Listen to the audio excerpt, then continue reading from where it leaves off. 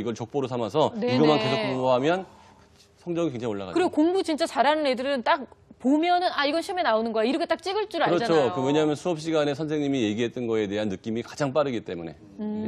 그렇군요. 우리 강 선생님의 의견도 좀 듣고 싶은데요. 저도 비슷한데요. 그 경제학에서 파레토 법칙이라고 있습니다. 이게 뭐냐면은 20-80 법칙이라고도 하는데 이제 사회 전체의 부를 20% 되는 인구가 80% 이상을 차지하고 있다 이건데요. 시험도 똑같습니다. 전체 책 내용 중에 범위 중에 20% 분량이 시험에 나오는 게 80%가 넘습니다. 네. 그러니까 중요한 건 정해져 있다는 거죠. 20%만 확실히 알면 80점 맞는다는 말이죠. 그러니까 그러네요. 최소한. 특히 이제 중하위권 학생일수록 이 20%가 뭔지를 아는 게 정말 중요한 게 됩니다.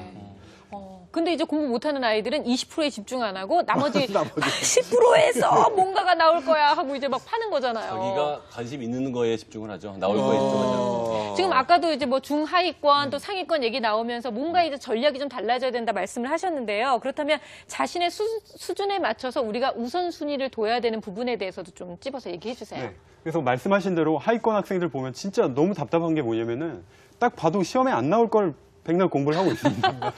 그러니까 중요한 걸 봐야죠. 그렇기 때문에 이제 차트를 보시면은 하위권 학생 같은 경우에 가장 중요한 게 이제 기출문제 확인이라고 되어 있는데요. 왜 중요하냐면 기출문제가 매년 같은 범위 매년 똑같이 나옵니다. 네. 근데 그 교과서 내용에서 중요한 부분이 달라지지 않거든요. 그렇죠. 중요한 부분이 계속 나오기 때문에 기출문제만 봐도 아 중요한 부분이 선생님 뭘 자주 그렇죠. 내시는구나 알 수가 있을 테고요. 중위권 학생들 같은 경우에는 이제 어느 정도 시험 계획도 세우고 공부도 어느 정도 합니다. 근데 어딘가에 문제가 분명히 있거든요. 이 문제를 어떻게 이제 개선하냐면 가장 중요한 거는 시험이 끝난 다음입니다. 우리 보통 시험 끝나면은 정신없이 놀잖아요. 네. 근데 계속 놀다 보면은 내가 시험 계획을 어떻게 세웠고 시험 기간에 어떤 문제가 있었는지를 잊어버립니다. 한 3일만 지나도 잊어버려요. 때문에 3일 딱 되는 시점에 이제 내가 계획 짰던 거랑 시험지랑 다 놓고 이제 한번 훑어보는 거죠. 네. 그러면서 이제 아 이번 시험에서는 우리 선생님은 항상 그 짜잘한 데서 내는 그런 쫌생이 선생님이셨는데 내가 그걸 놓쳤어. 그걸 이제 원인을 파악하는 거죠. 그리고 다음 시험에는 이제 그런 것들 이제 함정에 빠지지 않도록 하는 거고요. 어떻게 보면 시험에 대한 분석을 하는 거네요. 그렇죠, 그렇죠. 그게 너무나 중요합니다. 그리고 이제 상위권 학생들 같은 경우에는 실수 줄이기인데요. 왜 실수 줄이기냐면 실력 어느 정도 되어 있습니다. 공부도 했고요.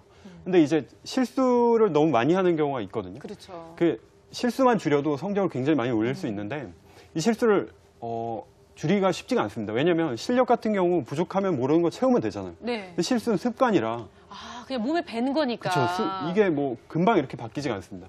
그래서 그 굉장히 효과적인 방법 중에 하나는 실수할 때마다 그 문제들 실수 노트를 만들어서 다 모아두는 겁니다. 실수 노트를. 그럼 이제 내가 주로 하는 그 실수하는 패턴들이 보이거든요. 그걸 이제 시험 직전 쉬는 시간에 한번 펼쳐보는 겁니다. 네네. 그러고 시험을 보면 아 내가 이 실수는 하지 말아야겠다 그렇죠. 인지를 하고 시험을 보면 안 하게 되거든요. 아. 굉장히 좋은 방법입니다. 그래요. 하위권, 중위권, 상위권 이런 식으로 내가 정말 조심해야 될 부분을 미리 알고 있는 건 너무 도움이 될 것 같은데요. 그러면 최상위권, 정말 모든 것을 다 알고 있는 시험을 네. 웬만하면 다 잘 맞을 수 있는 최상위권에게도 어떤 시험 전략이라는 게 있을까요? 그렇죠. 그 최상위권 학생들은 사실 시험 전략을 이미 다 알고 있습니다. 자기만의 노하우가 있고요. 근데 이 학생들에게 좀 아쉬운 점은 뭐냐면은 시험에 대한 불안이 너무나 큰 겁니다. 그러니까 우리가 시험에 불안하면은 그 좀 공부 안 한 학생들이 많을 거라고 생각하시는 분들 많은데 그렇지 않거든요. 그렇죠. 예를 들어 한 40등 하는 학생이 성적이 이제 등수가 41등으로 떨어졌어요. 뭐 그럼 그럴 수 별 있죠. 차이- 예. 근데 떨어진 것도 몰라요. 그 정도. 1등 하는 학생이 2등으로 떨어지면 하늘이 속상하죠. 무너집니다. 그러니까 한 문제라도 틀리면 어떡하나 이 불안이 너무나 크거든요. 그래서 마인드 컨트롤이 굉장히 중요합니다. 네. 문제를 받으면은 이렇게 아무리 어려운 문제가 나와도 우선 넘길 수 있어야 되거든요. 이게 나한테도 어려우니 다른 친구들한테 얼마나 어렵겠냐. 한번 당해봐라. 거의 이 정도의 어떤 자신감을 가지는 게 어떻게 보면 이건 기술보다도 마인드 컨트롤이 너무나 중요하게 되죠. 그래요. 요즘 뉴스에 기사에 나오는 뭐 중고생들이 성적 때문에 자살한 경우 보면 대개는 이렇게 최상위권 아이가 네. 성적이 인데도 좀 떨어진 불구하고. 경우가 많죠. 근데 지금 말씀해 주신 거는 뭐 중고등학생들 해당되는 내용일 것 같은데요.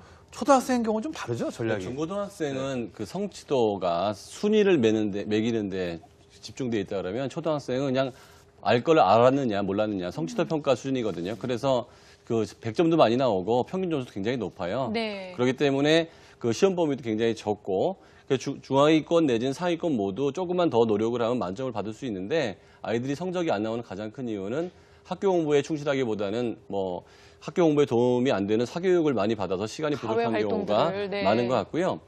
만약에 상위권이라면 뭐 큰 상관은 없으나 중위권 이하라면 학교에서 당장 필요하지 않은 영어나 사고력 수학이나 뭐 여러 가지 논술 뭐 이런 것들을 잠깐 옆에 두고 학교 성적을 올리는 데 집중을 해야 될 것 같아요. 네. 이게 이제 긍정적 성취 경험이라고 하는데 학교 성적이 잘 나오게 되면 그 이 아이들은 아, 내가 실력이 좋구나라고 생각을 하게 되죠. 그렇죠. 그럼 자아이미지가 올라가고 다른 것들도 잘 되게 되는데 실력이 좋더라도 학교 공부를 잘 안 해서 성적이 안 나오게 되면 분명히 실력하고 관계 없음에도 불구하고 아, 내가 못한다는 생각을 갖기 때문에 그 공부가 싫어지기도 하거든요. 네네. 그래서 그 아이가 이제 시험을 볼 때라면 특히 초등학생이라면 엄마가 좀 반복만 많이 시켜줘도 성적이 잘 나올 수 있으니까 엄마가 좀 도와주시는 게 좋을 것 같아요. 그렇죠. 워낙 그냥 초등학교 때는 이거 쉬운 거니까 그냥 대충 그렇죠. 하고 다른 거, 너의 미래를 위한 또 다른 투자. 근데 그게 아니라 정말 엄청난 자신감을 심겨줄 수 있는 또 좋은 계기가 될 수 예, 있다는 그렇습니다. 말씀이신 거죠. 자, 그럼 구체적으로요. 우리 초등학생